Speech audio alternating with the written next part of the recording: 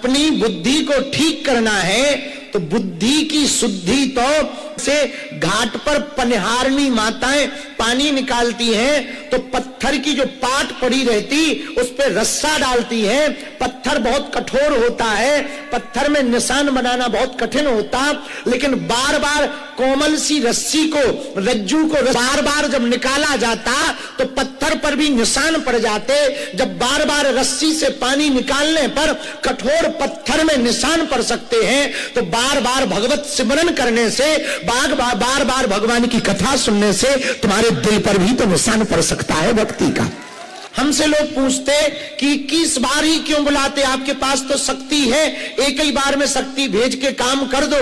हम कहे भैया एक ही बार में कर देंगे, वो लौट को बब्बाजू को ना पूजेगा।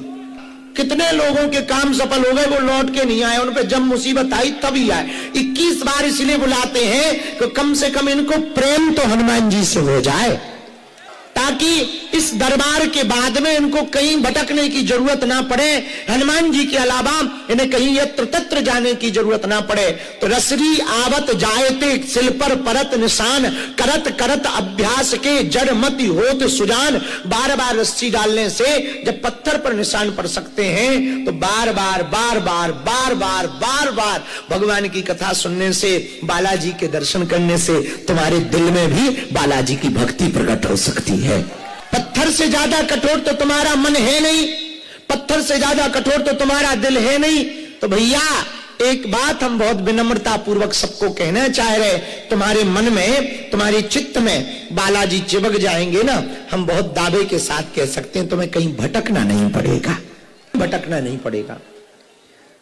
सभी रोगों की एक दवाई राम कृष्ण भजो भाई, एक दवाई है बालाजी का नाम। कली काल का एक सहारा है हनुमान जी। पता है हनुमान जी कलयुग के राजा हैं, बोलो बोलो, कलयुग के राजा हैं हनुमान जी। राम जी जब जाने लगे तो राम हनुमान जी को राजा बना के गए कि तुम कली काल के राजा हो, सब देवताओं की पूजा होगी पर हनुमान जी की सबसे ज्यादा कली काल में पूजा होगी। इसलिए गांव में कोई मंदिर ना मिले, हमारे भाई साहब जरूर मिल जाएंगे। और अद्भुत बात, इतने सरल देवता हैं, इनके नाम भी अपने आप बन जाते हैं। पीपल में भाई बरा में हनुमान जी को सिंदूर लगा दो, थोड़ी सी नोक निकल आवे, सिंदूर लगा दो, लो हनुमान जी प्रकट है। बोले कौन? बोले बरा वाले हनुमान।